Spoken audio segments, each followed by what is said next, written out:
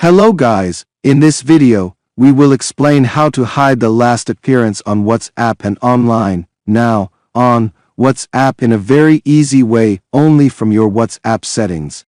All you have to do is follow the steps that are present or explained in this video, but before broadcasting in the explanation, thank you to everyone who supports me and thank you to everyone who subscribed to the channel. I invite you to subscribe to the channel for those who are not subscribed. Thank you from the heart. Now let's go to the explanation. The first step we do is go to our WhatsApp account. After that, we will find 3 small dots above there. We click on them, then click on Settings. After that, we click on Privacy.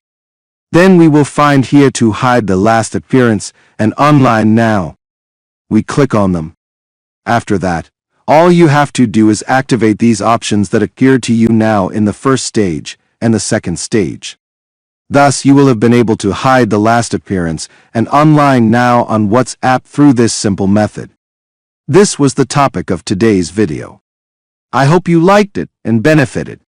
For any inquiries, any problems, any suggestions, write them in the comments and we will meet in an upcoming video, God willing.